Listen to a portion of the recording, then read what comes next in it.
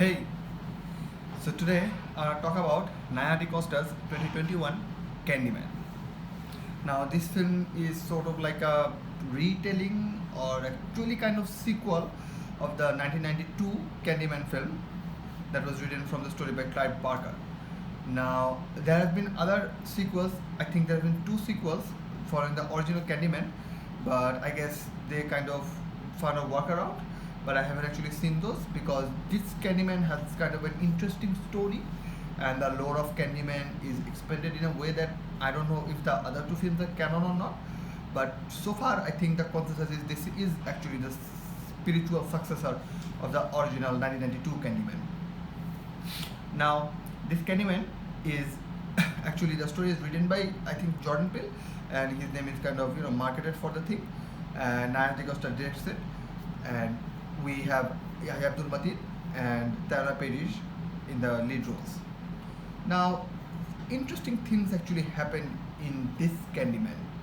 First of all, I think the marketing was weird for Candyman because they actually gave us a lot more information that we actually needed to watch this film. Because if they're marketing Jordan Peele, I think that would be like a very heavy-handed point. There's no need for that, and they could have gone more ominous, but they don't. And besides than that, Yahya Mateen's character, which is a character actually kind of character in the original movie, and the way this whole lore kind of wraps up, it's a bit weird to say the least. Now, one of the biggest problems that I have with this film is this film feels kind of disjointed. Now, the editing is good, and Naya DaCosta's direction is pretty awesome. It's a pretty good retelling of a 2021 horror film, and after almost 30 years, this film's quite fresh. But the thing is, when certain time passes and things happen, you kind of feel disjointed. There's a sort of a lack of cohesion in how this film is going. The flow is okay. I would say that the flow is interrupted, but a couple of things happen, and some things kind of goes one after the another, and you feel like, okay, what is happening? Like for example, there's a scene.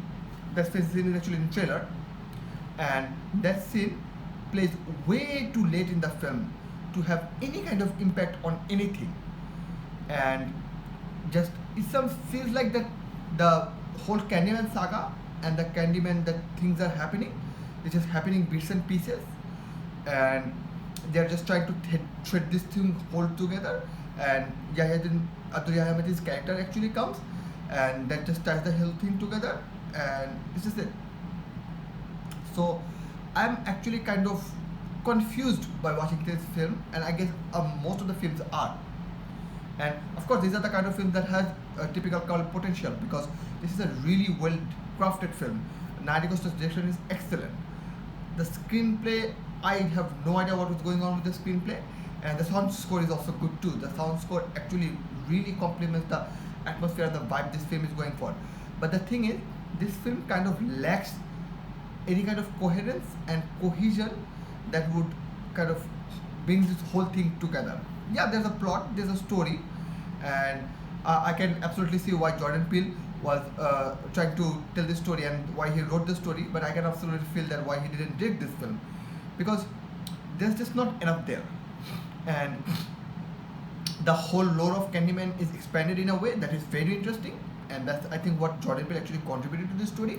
But besides than that, I think things just happen in a very happenstance way, and I don't think there's too many things that we could be taking it away from.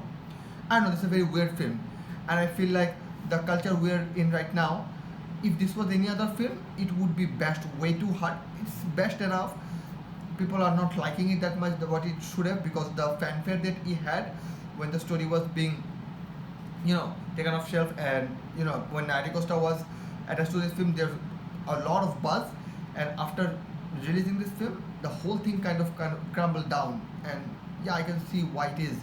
This is a very weird film, and I don't know, it's just the film sort of feels disjointed, and the message that they're trying to convey is sort of kind of half-handed, and I don't know what much more can I say that is going to make you understand this film without spoiling it.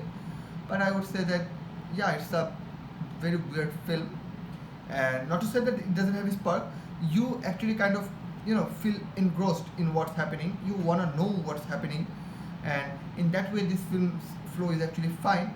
But not much else happens that can actually be labeled as a really good film. And I also should say that I actually didn't quite enjoy the 1992 Candyman either. So I guess Candyman's films are just not for me, even though I was kind of tremendously hyped and hoping that this would be a good film. But I don't know. I did give this film 2.5 out of 5, and it is really a mixed bag of film. And I think that's what most of the people are agreeing. I don't know if he's gonna have a revision in the future or not, but I don't think there's all too much there to be. I guess in a way, Candyman is what Candyman film series was supposed to be, a sort of an underrated saga that is an acquired taste.